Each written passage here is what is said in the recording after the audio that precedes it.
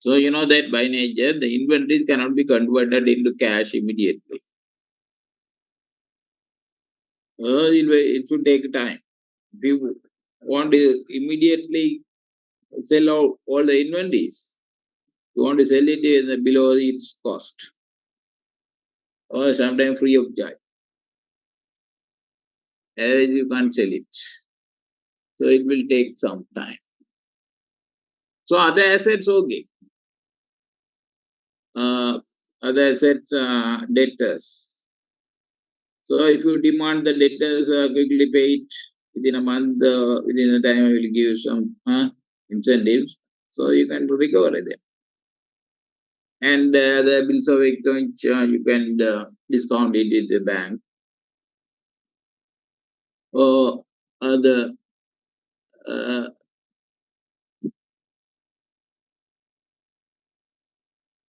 income receivable, you can obtain easily the quick demand. Then finally the cash in hand or cash in bank. That is 100% liquid. So whenever you exclude the inventories, which takes a long time, up to 1 year, sometimes to encash it. So other assets are called as a quick assets. So it is the better measure than this the current ratio.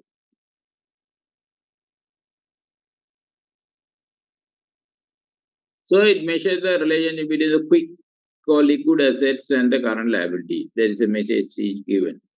So there's also standard generally accepted by the users analysis that 1:1. So every firm should have the 1 rupee of quick asset to pay 1 rupee of liability to maintain a good liquidity position. So you can compare any ratios around 1:1 and interpret it as a satisfactory ratio. If you want a very deviating ratio like 0.5:1, so you can interpret this a good liquidity indicator, quick ratio. So likewise, it's the ratio is 1:1.5:1 or 2:1. Then you can interpret this also is not good for firm because the profitability would be affected. So there's a connection with the profitability of the firm and the liquidity. Whenever the firm has a liquid asset, so there's a much chance for the firms to lose the profitability. That is, the idling cash would be converted into the long-term assets so that it can appreciate in values. If you keep in the hand all the assets in hand, cash, in terms of the cash, what will happen? Cash itself cannot create any value. Actually, it loses its value over the time. It's a fundamental truth. So if you have the 1,000 rupees in your hand now, so after 1 year also it would be the face value would be 1,000 rupees. You can't argue that is there 2,000 rupees. Or you can't demand for any product equivalent to the which cost which sells at 2,000 rupees after 1 year. You want to pay 2,000 rupees to pay the item selling at 2,000 by paying 2,000 rupees, not by the 1,000 rupees. So that is the nature of the money value. Sometimes the people are dummy with the desire that some people, the illiterate, very desirable people, they earn money from the different sources and dump their houses underground or in the Almara full. They secure the money in the locker. Actually, this is a foolish behavior of these other people. Hmm. So you want to keep the mind for your daily needs only. Uh, Other money should be put into some other uh, uh, mode, which can create some value. At least if you put your money in the saving accounts, the saving account which can pay you the 5 rupees at least. If you save 100 rupees in your hand, the bank, so at the end of the year you can collect 105 rupees. And if you put it in a million, you have the 100 million now. Then after 1 year, you can have the 105 million. So 5 million interest. Big money. So when time passes, every minute passes, the liquid asset, cash in hand loses its value. You can't get any obligated amount. Then the cash ratio, that is a next indicator of this liquidity. So why do you can wonder that why do you want to have this the more age used to indicate that? There's a specific nature of this because so many items are available in the balance sheets, financial statements, not only single current asset, lot of things. So analysis should look into that, the relative composition of this kind of ratios. So you want to connect the current liabilities with the cash and cash equivalent. So in the earlier previous times, yes, the only one concept was there. Every in the business community, everyone will say that cash, cash, cash, money, printed money, paper money, and coins. They never seen any the other electronic money, cash equivalents. So you got see the meaning of the cash equivalent. Usually the cash is, has been defined by our standard accounting standard as cash and the cash at bank, cash in hand and the cash at bank. Cash at bank not in the saving account. It is in the demand deposit, current account. Whenever you can take. And the credit card and other things cannot be taken at there. Those are not the stock. They are loan facilities. And what is cash equivalent then? Cash at bank, cash in hand is coming under the cash. Cash equivalent equal to cash. The cash is 1,000 rupees in your hand should be equal to 1,000 rupees in cash equivalent. Cannot be 900 rupees cash equivalent. The same value should be there. So the cash equivalent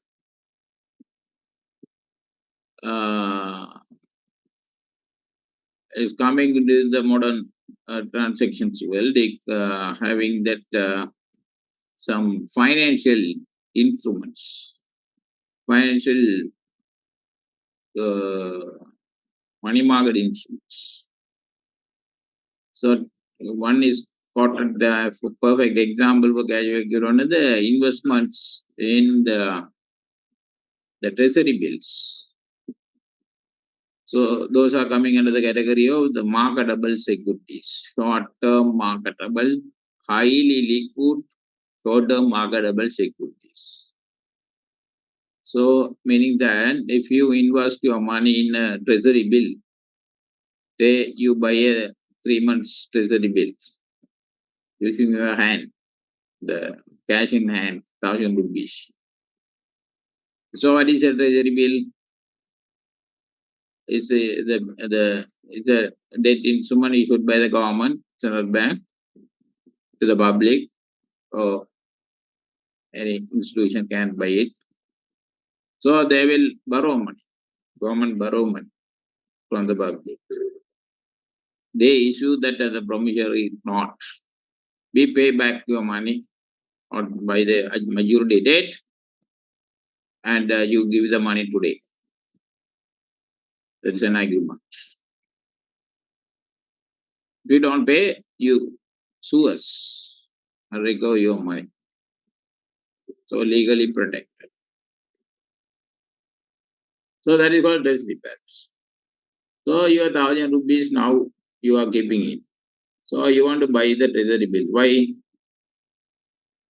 Because keeping your cash in hand cannot give you any profit. So what can you do is, so you try to buy it for earning purpose, not helping this the government. You are very selfish now to earn something from that kind of investment you are doing.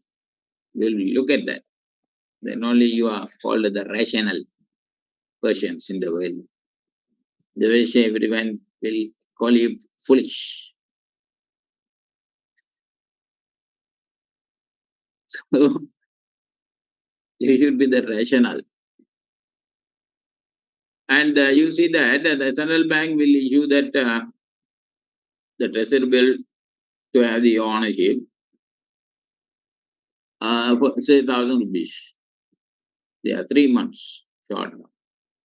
They say that it will give you the earning of 100 rupees within the 3 months. You calculate the percentage and everything, 100 rupees we provide. So at the time of the transaction, the central bank will give you the notes, treasury bill notes, signed and sealed everything. We pay 1,000 rupees at the end of the 3 months. No interest, we said nothing, no is maintained. Only we pay back the 1,000 rupees at the end of the maturity date. So the interest only is mentioned. How much is it? Rather than the interest mentioned, they require that now you pay as 9,000 rupees. So 900 rupees. We pay back you 1,000 rupees at the end of the month, 3 months. Now you pay us 900 rupees. And out of these 1,000 rupees, you only provide 100 rupees, 900 rupees to the government. And get that as a certificate, treasury bill certificate, and keep it in your hand. Now, 100 rupees in your hand. What is the meaning of it? The 100 rupees is given to you as a pre-interest by the government to you. So, meaning that the treasury bill is sold you at a discounted price, discounting method. Rather than paying these 100 rupees at the end of the 3 months, now prepaid. The 100 rupees interest is prepaid to you. But you can take these the investments in treasury bill with the nominal value, the 1,000 rupees. 1,000 rupees. But you will be paid back at the end of the 3 months with the 1,000 rupees only. Right. The agreement. Now you want to convert. Immediately you want to have the money. What can you do? So there is an arrangement and uh, designing this treasury bill is that it can be transferable. Ownership can be transferable to others. Negotiable instruments is called. So instead of paying money, you transfer that the treasury bill to someone else. Your creditor, you go and pay it. Hmm. So by endorsing your ownership, you can transfer it. It's a negotiable instruments, right? So your creditor is not accepting that one transfer. What can you do? So in the financial money market, there's a system called secondary market. The stock, the exchange, like that, they take things there. Secondary market. So you can approach a broker. So this I want to sell it immediately. Realize. So there will be the bargaining price and the agreed amount will be there. This kind of central bank with the majority remaining and everything calculated. So this is a value important. So you have the 1,000 rupees with you. The central bank, the treasury bill nominal value is 1,000.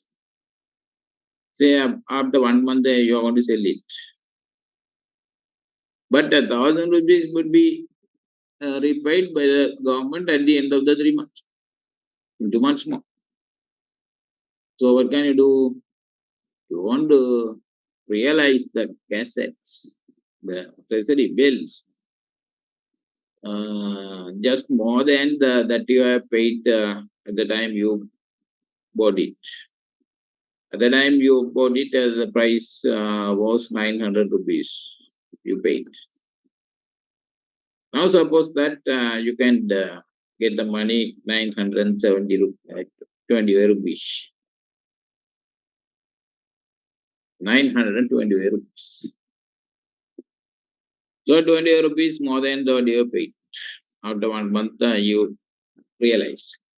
So some other person would have purchased it. The secondary market.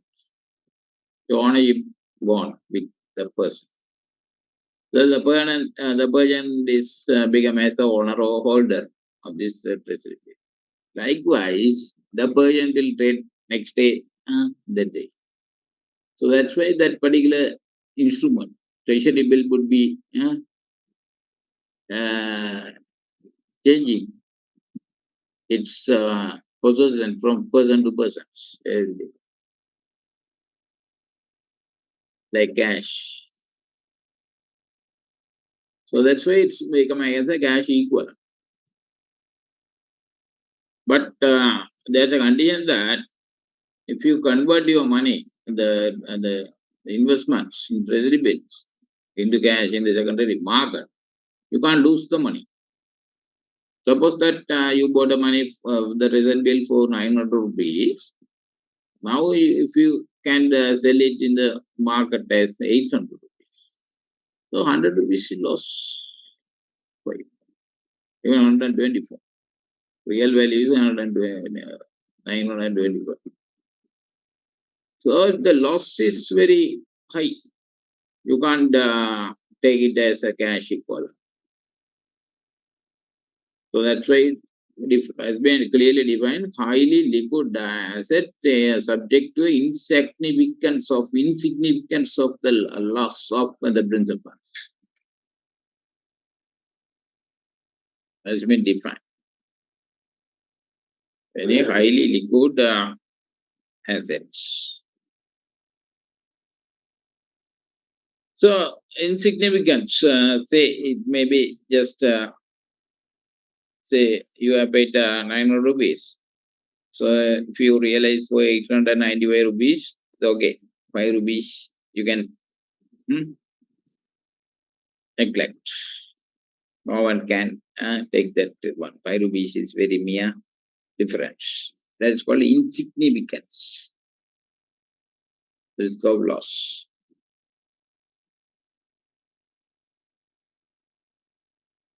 So the firm also would have applied their money, invested their money in the treasury bills. But anytime it can be converted into cash. That's why it should be taken into cash equivalent. So current liability should be compared against with. But it is not necessary that you must have this 1 rupee of cash and cash equivalent to pay the 1 rupee of current liability. Only the quick asset you must have at least 1 rupee. But the cash and cash equivalent should be below that. So there's no standard established so far. In the literature, it's not available. So we can estimate that it should be a 50.5. 50 cents you have to pay this the current liabilities demand. At least you must have 50 cents to pay 1 rupee of liability.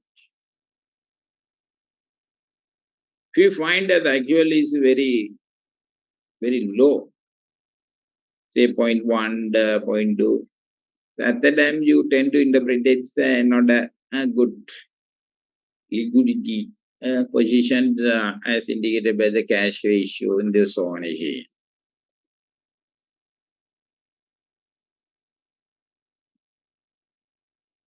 Then the other measure is available called interval measure.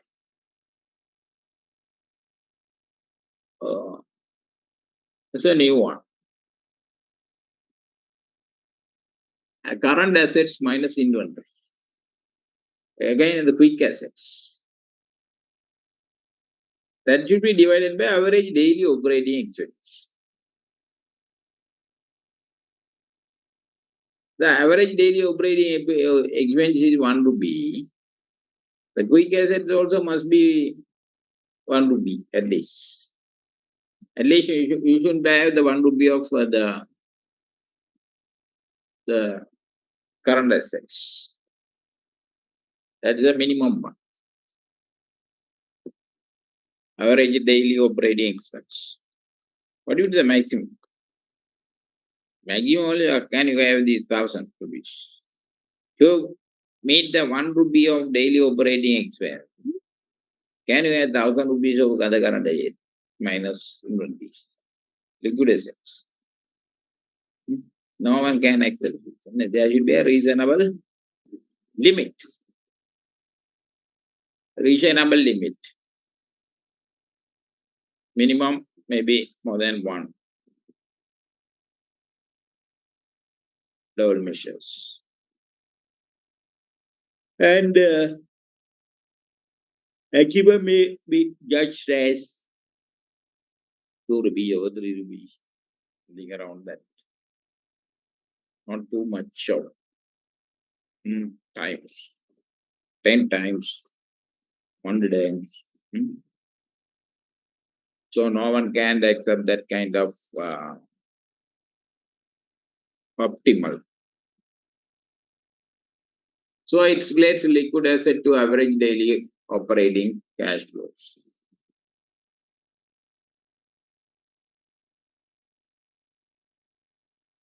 Average daily operating exchanges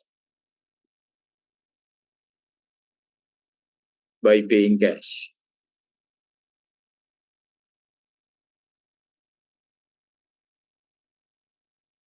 So you should have the cash in hand to do the daily activity. You want to pay the creditors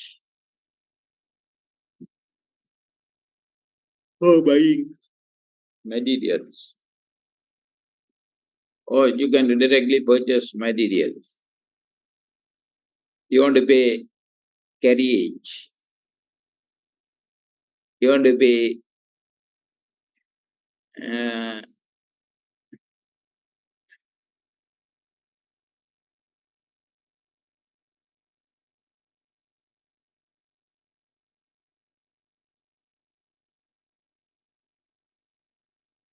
salaries, daily wages, salaries you can pay. Anyway, the term average is given even though some payment can be done on the not in daily, weekly, or monthly can be paid, monthly rental. So that also would be taken to averaging it, total for a month and divided by 30 days. Or if you take an a year, there should be a 360 operating business cycle days, 360, 65. So you take that as a total operating expenses for a period and divide by 365. Then you can have the average daily operating expense. So it is not necessarily it should occur in the everyday. Every day, that is impossible. Only one or two examples you can have every day. Uh, Purchasing, even if you look at that any businesses, ordinary business like the bakery. For the bakery, they want to do the daily expenses. They'll buy the raw materials at least once in a month and keep in stores and doing the productions, bread, bakery products. And they will be daily selling it and realize cash. So their earnings daily, but operating expenses not daily, periodically.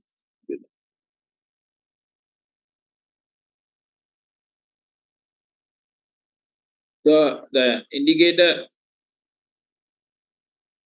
interval measure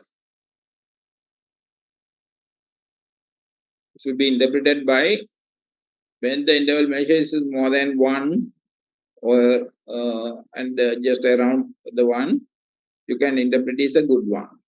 In the comparative term, whenever you find the two, the higher interval measure should be interpreted as better than others.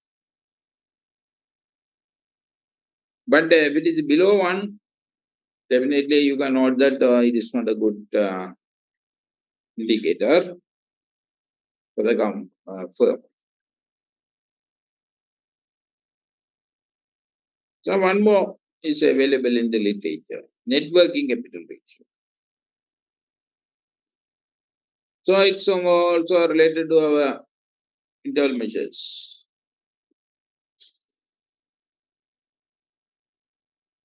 Here the two terms are used here, net working capital. You must have the knowledge about the word net working capital. What is a net working capital? Normally, you would have learned in the advanced level working capital is the difference between the current assets and the current liabilities. General formula, like that is called the working capital. Sometimes some person may argue that the financial related liabilities cannot be taken into that.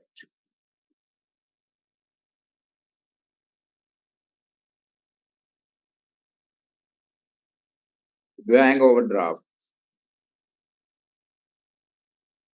What is the objective of getting all the fund is to do operate the business. Whether short term or long term, it is applied to operate, work. So that is part of working capital. Net working capital. The net indicate the current assets minus current liabilities. That's why the adjective net is added here. Otherwise, there's no deduction item from the working capital. Working capital itself defined as the excess of current assets. The current assets minus current liabilities. So the net is coming there. But the denominator says the net asset. That is different from the net working capital.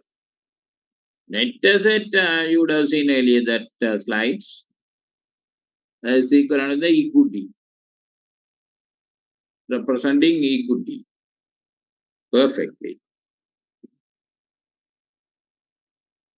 Total assets of the firm should be deducted from liabilities.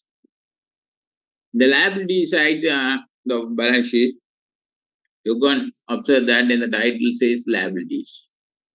But nowadays you can see it's not the title side, equity and liabilities. There's a confusion that why do put that liabilities? Then if you take the liability, you want to deduct everything, no liabilities. So there will be no assets called net assets. If you take total assets minus total liability, the result is zero.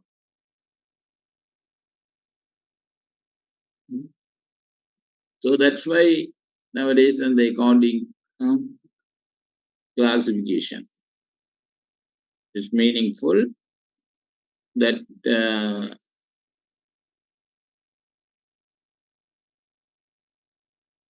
liability side, the words inserted as specifically equity and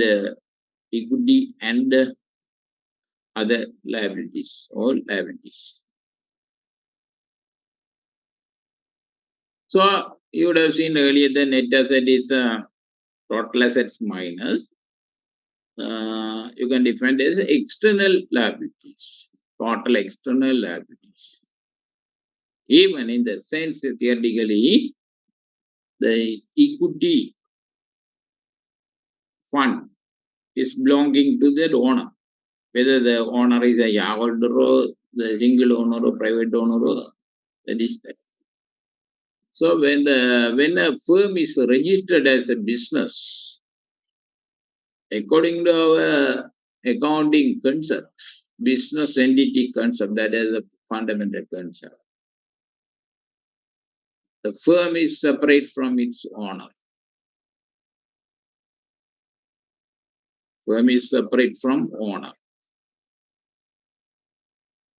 So the owner cannot misuse the resources available in the firm in the sense that he is the owner of the firm. So that is the start of failure of the business. So business firm should be respected by the owner, even the owner. So owner always keep in mind that I am the separate person from the business. Whenever I take something from the business, I want to keep records as a creditor. I can't touch anything from the cash provided and everything. But the owner is not paid as the salaries about that. And he is enjoying all the profit later. When the person is taking something from the business owner, it is recorded as withdrawal of capital, drawings. So if the separate drawing account is maintained, it will be fluctuating. But anyway, when you are putting the capital amount, the equity amount, You want to deduct the drawing balances from the equity and present it. It is a net equity. Net equity.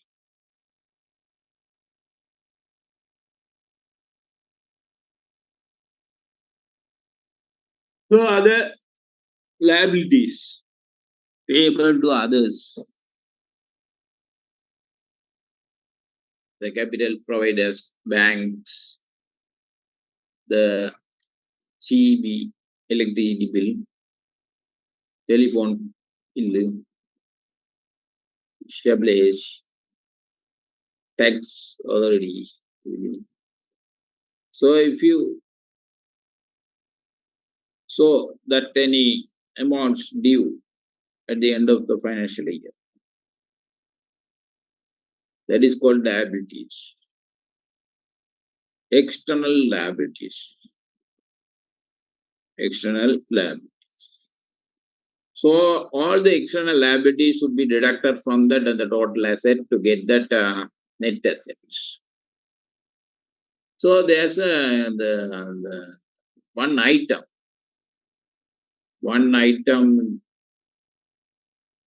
classified in the balance sheet that is called the preferential capital. Sometimes the business firms, that is the companies, company has the license to issue that preferential shareholders only. Private cannot do that.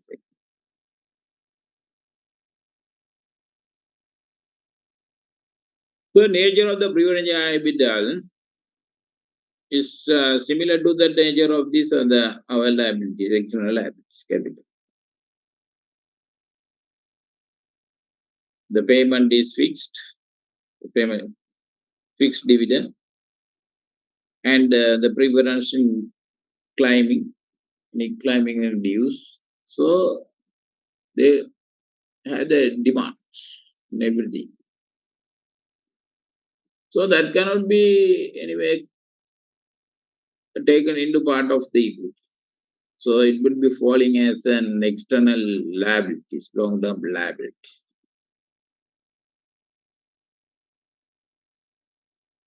So including the preferential, so you want to take all the external liabilities to be deducted from the total asset to get the net assets. Keep in mind. Students are not learning these kind of issues. They are superficially learned whatever given in the literature. They never think about the rational. So that should be compared. So what would be that the expected ratio would be net working capital over net assets.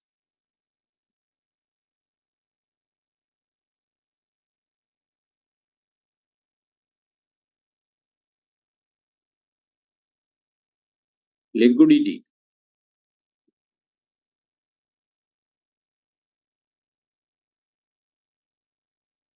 50-50.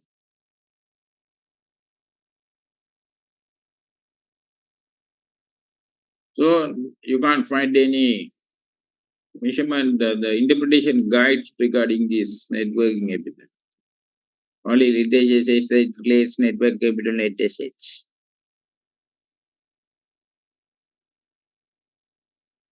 So anyway, the 50%. 1:2, 1 is okay. You must have at least 1 rupee of net asset to handle this 1 rupee of net working capital.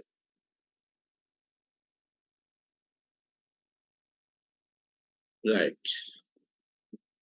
So other case is called the leverage rate.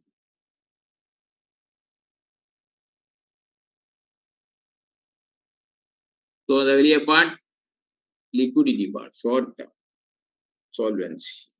Leverage ratios are used to evaluate the long-term solvency. So what is the difference between the short-term solvency and the long-term solvency? Short term within the operating cycle of the 1 year. Long term beyond that. The company borrow money from a lender to operate the business. So the lender will demand the money to repay for the 1 year. So the firm should have the good enough money to pay the loan back.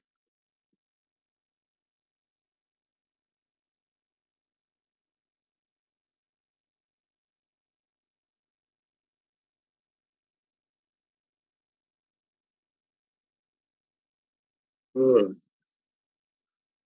So the capital fighting so there.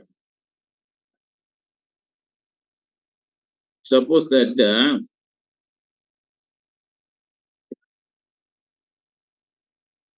you want to build a house. Your father wants to build a house. You estimate that you want 10 million rupees to build a house. But your father has only 5 million. So another 5 million is needed. The father has negotiate. Search for any lender who can provide the 5 million to your father. Suppose that your father approached a lender, bank. Okay, we provide the 5 million, but with the condition that you should mortgage. You should mortgage your land, everything. You want to submit all the deeds and everything with our hand. The father agrees that then everything is given to the bank, except his ownership. But all the power, seizing power are given to them. So the father borrows the money from the bank, 5 million. Now he starts building your house at the premises with his own money, 5 million. Right? But the bank requires that, okay, you want to pay back your 5 million in the 5 years, within 5 years next, with an interest. So interest calculation, everything done that. Another 1 million to be paid for the interest. So your father wants to pay 6 million to bank. Principal 5 million, interest 1 million within next 5 years. The father already has only 5 million money in hand. Now he has invested in the assets. No money is there in the bank, the pocket. The pocket has in hand no money. So after 1 year, the father wants to pay 5 years. Each year, 1 million or 1.2 million, 1.2.5 million pay.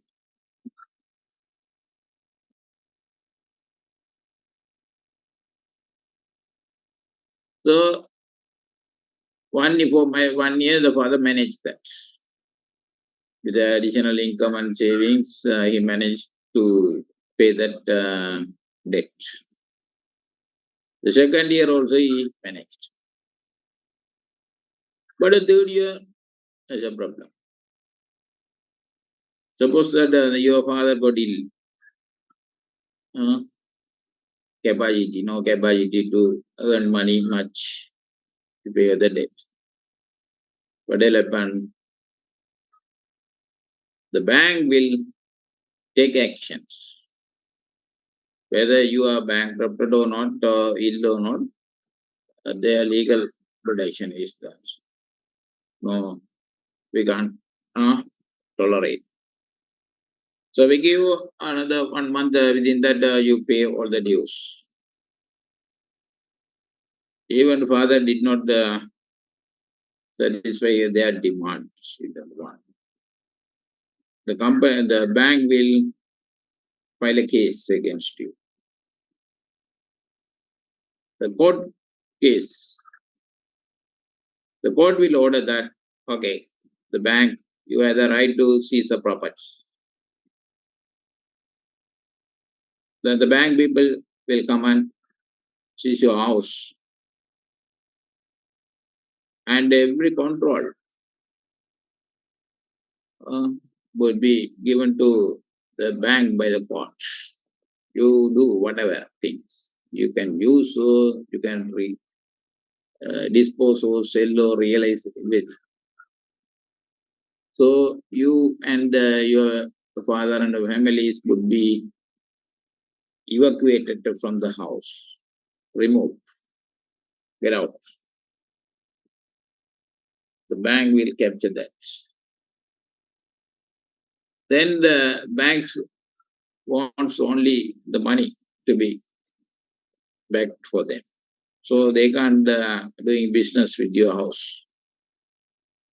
So what can the bank can do? The bank will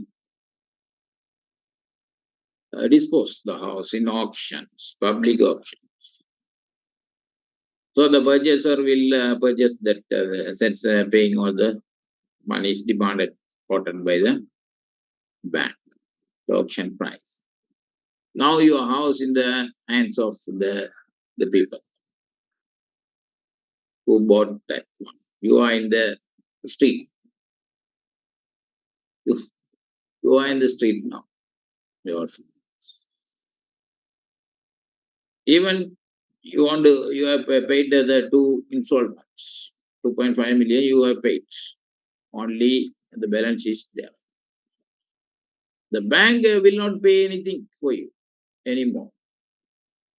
The bank only has lost only the other dues, 3 years outstanding. The bank would have recovered that from by selling your assets to the third party on auction price. Everything is legalized. Now, what can what has happened to you? You lost your money and nothing available for you. You can't get that the balance that you have paid to the bank also. That's also not recoverable. So you are caught uh, in the legal system against as the defaulters and bank. No relief for you. So this kind of scenario would be similar to that of a business firm. The firm is going to raise a fund from these the creditors very more. Even our Sri Lanka government is facing that threat now also. They have gone to the excessive foreign debt to meet that the government expenditures. Now finally the government is unable to pay the debt on time. Fortunately, we are escaped with that the other IMF funding agencies. They helped us to negotiate with the lenders and smooth the paying arrangements. Otherwise, the lenders would have all the rights to seize the property,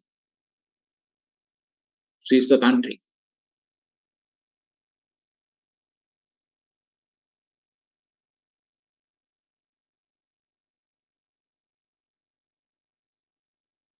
So, with the help of this, the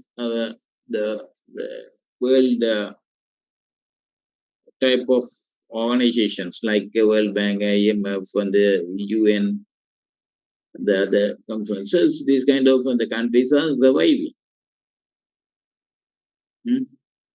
Otherwise, the other nations has all the right to capture the other nations by extending loans.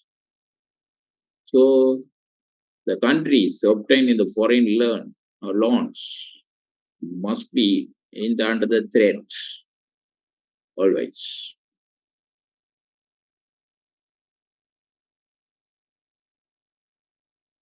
So now we are learning at this kind of long-term solvency for business firms. So debt to equity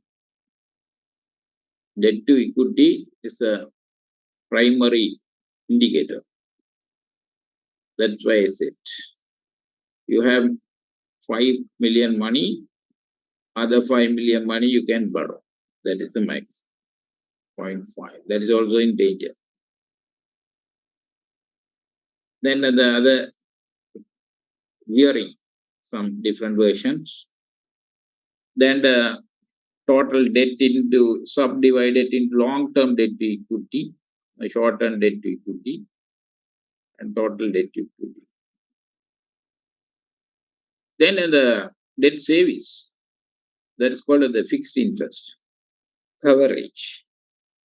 That's also another problem. Interest should be payable out of the earnings. So earnings should be more than that the interest to be payable. Then another issue is the fixed dividend. That's also coming under the preferential capital. Even they have the right to get that as a fixed dividend approved, the schemes. But a little bit, the risk is much lower than that the risk of going for this and the external debt.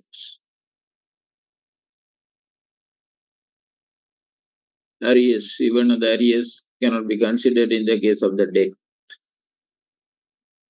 service. So we can take another session to continue because the time is approaching to have this another lesson for you. So always the Monday starting at 8:30 is a little bit problem. 9:30 would be possible or 9 o'clock. So we can cover up the the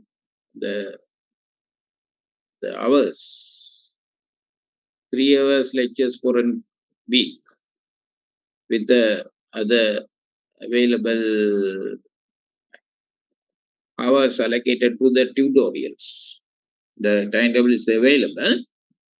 So even in the tutorial hours I can schedule. So you can continue the lessons.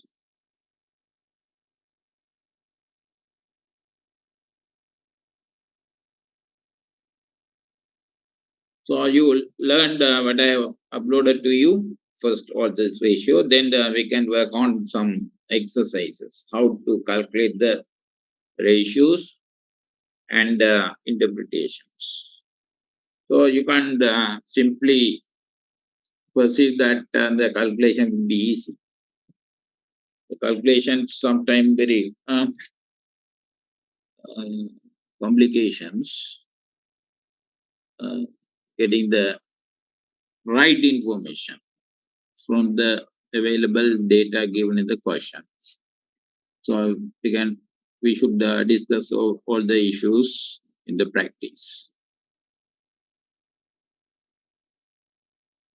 Now you can leave the meeting.